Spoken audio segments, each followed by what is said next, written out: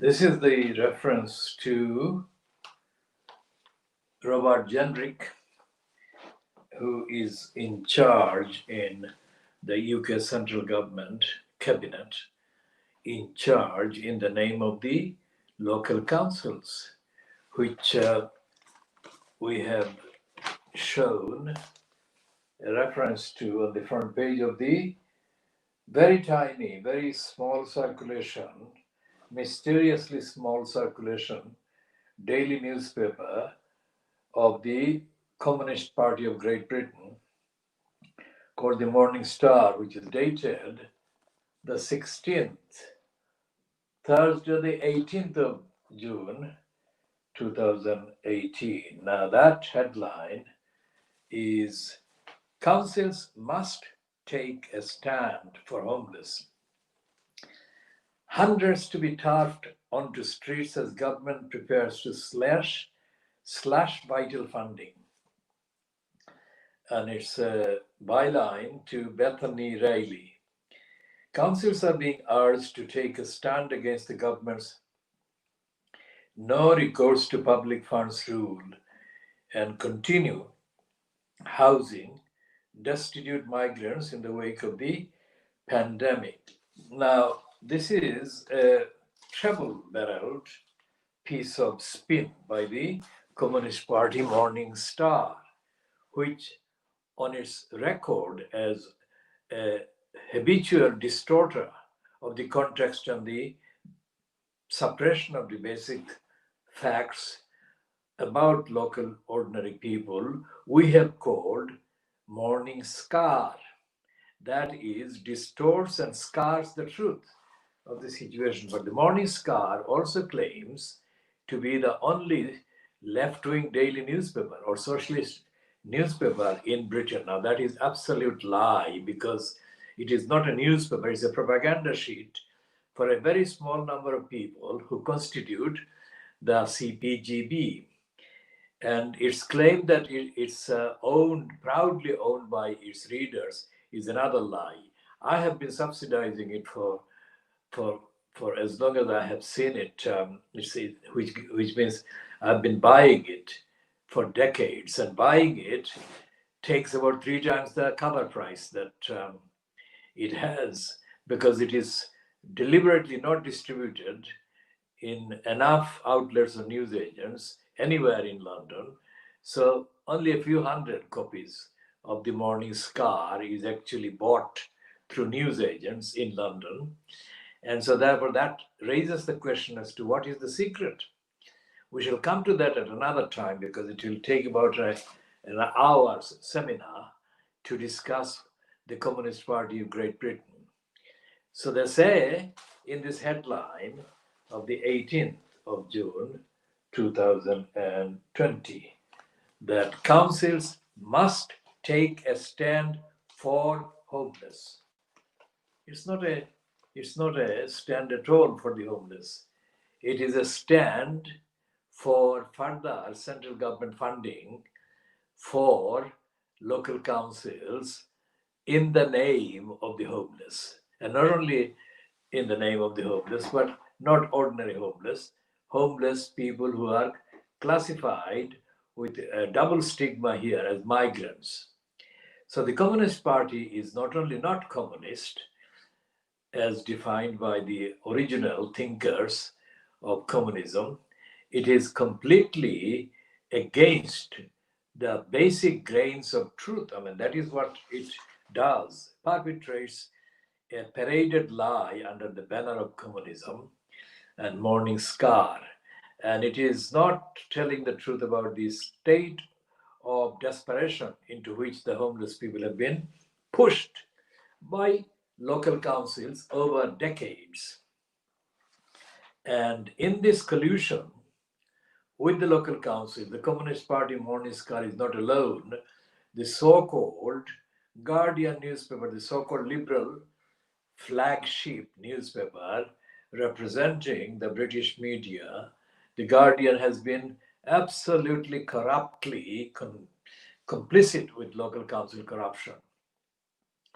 And the Daily Mail has often said that the reason why the Guardian has been complicit with local councils is because it gets money by advertisement. Now that equation has changed with the onset of the internet and the various fundamental structural differences that had to be introduced about revenue by the print newspapers.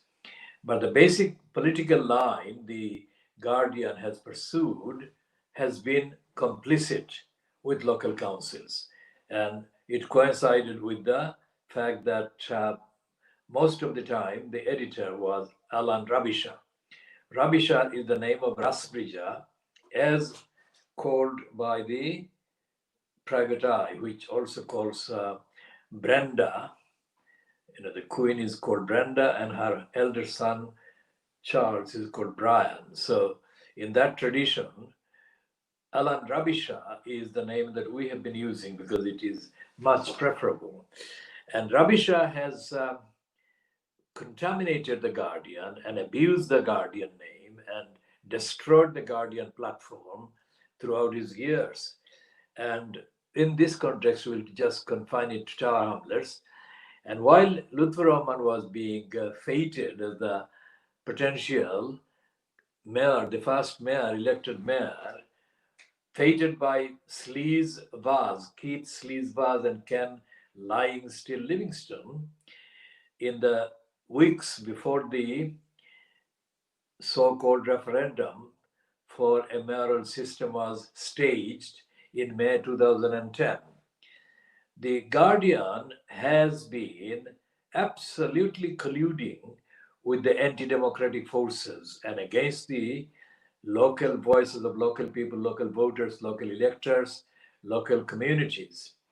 And when Luther got in, the Guardian actually played the part of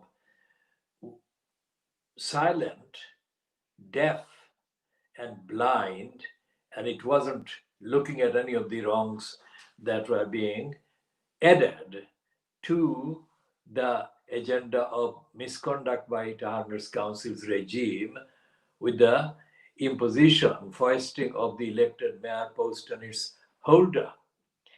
And Dave Hill, who ran the so-called London Diary or London column on The Guardian during the entirety of those 5 years or 5 calendar years, actually pretended that nothing was wrong. And he never, ever actually even hinted at recognizing any single voter in Tower Hamlets, let alone pointing out any of the serious anti-democratic things that were going on. And so the only people who became the vocal opponents of the wrongdoings that were done by Tower Hamlets Council regime during the corrupt and corrupting mayor post holder, Lutfur Rahman's being in that post and making all kinds of ridiculous excuses that if he spoke and if he answered questions, it would violate his human rights. The only people who actually pointed out the wrongs, not to any satisfactory level that they should have been doing, but at least the fact that they were actually pointing out, included the Conservative councillor Peter Goulds and outside Ted Jury and his mate, what's his name, Mark Baines. Now these are all three of them are racists, and all three of them were in denial of the community as a whole. I was sitting, most of the times I was sitting observing what Lutfur and his clique of so-called cabinet members were up to. And I sat there, and Peter Gould saw me, but he never, ever exchanged any word with me. Whereas he must have assumed that I was there to cheer Lutfur on, which means that Peter Gould is blinder than the most blind and willfully in denial person ever could be. I was there to look at the evidence of how bad things were. And nobody actually took any notice of the fact that I was pointing out this corruption every single day. And the communications that I have made to Lutfur's colluders and backers and apologists, we shall be sharing some of those communications for the wider benefit of the wider public and for the evidence for all Democrats and campaigners for social equality and fairness to use and share. Because not only was Tar Hamlets doing that, Roxana Fayaz has been doing the same thing as Lutfur was doing since she took on the post as the elected mayor in May 2018, after Robin Wales was removed by the Labour Party cliques in New Labour Party. Now, Robin Wales said on a broadcast that I was involved in opposite him on the 14th of March 2018, weeks before the election, that he hoped the Roxana Fayaz, making all kinds of promises, could deliver those. Now, I remember that distinctly because I was watching what Robin Wales was saying. And I can say, honestly, factually, truthfully, that Robin Wales was more than justified in expressing in that modest way the reservation. Because obviously he knew Roxana Fayaz. For a start, I didn't know her. I didn't know even the fact that she existed. I said that on the record on air that I didn't know about this Roxana Fayaz. So Robin Wales knew her limitations, and Robin Wales knew more than he let on. And as Michael Gillard has said, Michael Gillard is one of the anonymous writers, contributors to Private Eye, but he doesn't say that in his book or anywhere else that he is actually a contributor to Private Eye. We shall come to that when we discuss Michael Gillard, the 2012 Olympic, and the corruption and the robbery of the East End of London under the banner of the 2012 Olympics. For the time being, the councils are being asked by these people who say that the central government, the Tory government, is cutting the support for the funding of the local government, local councils, and they're using as a kind of emotional badge, which they are using to undermine the credibility of the Conservative government. And I think that that is what is happening with the slogan. Every time that they use the slogan, which includes the migrants or includes the Black community, and especially in the last few weeks after the American police murder of the Black man, the Black Lives Matter campaign has influenced the location or the locating of the diversity and the blackness and the anti-racist so-called agenda by the Morning Star and other racists among the so-called left in Britain. And so therefore what they're doing actually is not doing anything different in terms of the rights of the Black people, rights of the migrants, and the rights of the people who are targeted despite being settled in this country for decades, targeted by racists. When Cameron taunted Jeremy Corbyn as having gone to Calais and visited the migrants, he used the word a bunch of, the phrase a bunch of. Either is a bunch of migrants, a bunch of asylum seekers. We have to check and put in the full actual sentence that David Cameron mouthed. But when he did that, Corbyn failed to provide an answer. Corbyn's answer was almost non-existent. How could it be? Because he didn't have any passion. He didn't have natural political human passion in defense of the migrants or the asylum seekers, whoever the attacking, taunting from Cameron targeted. But Cameron had the passion of a racist. Cameron had the passion of an anti Muslim agitator and spewer of hatred because Cameron had a whole lifetime of training as a racist and he delivered the doses of racism throughout his time at number 10 Downing Street. But Corbyn didn't have anything like that. Corbyn's entire record, as I can see and I have seen since just before he became an MP in the early 1980s, has been as a sloganeer. And today I have actually described him as a soft order preacher. Corbyn is doing this as a kind of routine, as a going through the motion. Corbyn doesn't have the dedication against racism that the racists have to promote hatred and racism. And this is where Corbyn failed. One of the main areas where Corbyn failed as a leader, and Corbyn failed to capture the imagination of the ordinary voters as the real deal, as an alternative to the conservatives, was because he came apart. Came apart. He actually didn't have any coherent agenda anywhere. Not about Brexit, most certainly, not about fighting racism, most certainly, and not about fighting injustice, most certainly. And Corbyn did not have any intention of using the two things, two concepts of accountability and local councils together.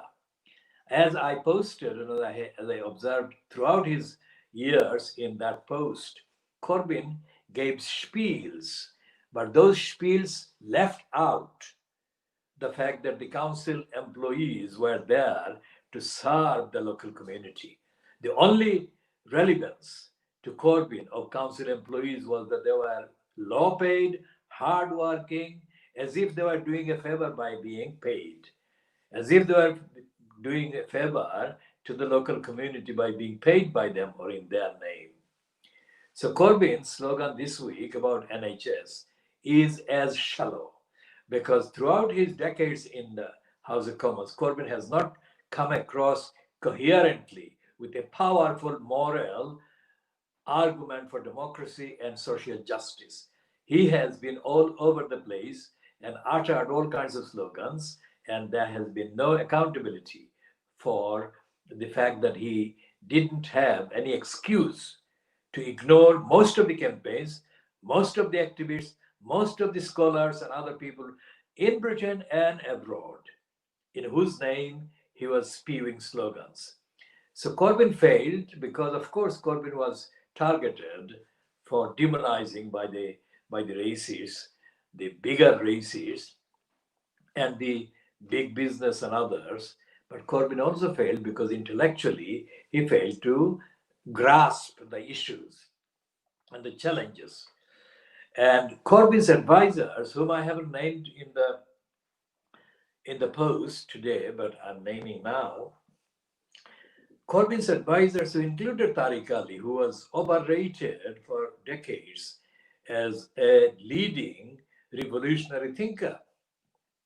What did these people contribute to Corbyn's lack of intellectual grasp during the years that he was in office, despite the fact that he was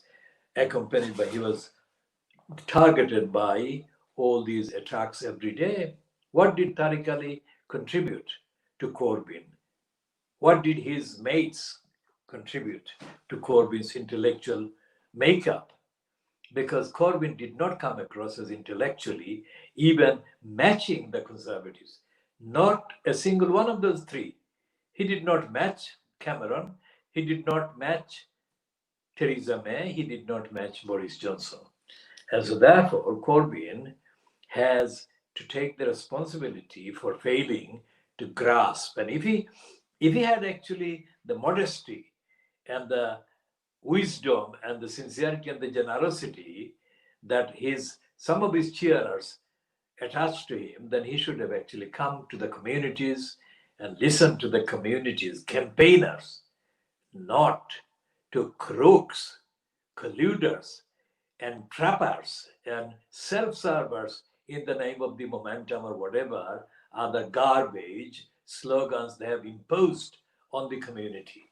Momentum has never had any momentum ethically, morally, politically, socially, anywhere. So the John the rescuer man has who confected this momentum and located it in Tower Hamlets at an address in Tower Hamlets. How dare they? Created the myth that they were in the grassroots, the myth that John MacDonald wrongly used when he endorsed Afsana Begum as a candidate for Limehouse and Popular and Limehouse election. So what we are doing here is giving a summary, original, exclusive, world exclusive analysis based on the evidence of Corbyn's years in that post. And Corbyn's years in that post disgrace the Democrats or the cause of democracy because all the local councils are unaccountable. Absolutely all local councils are unaccountable to the local communities. And Corbyn has played a part in actually aligning himself with the anti-democratic local council bureaucrats and cabals and cliques. So Corbyn has to explain that. And if he doesn't explain that, then the councils will not enjoy anything like the rehabilitation that they want to be going through. And democracy needs to be established through the local councils because, after all, that is the first point where the expression of local democracy is seen.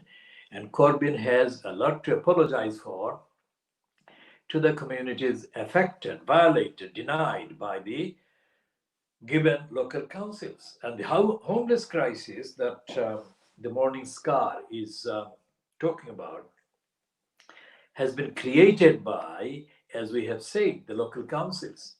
Others have played a part, including the conservative policies. But the point locally is the local councils have had significant, distinct option and freedom, and they have refused to use the options.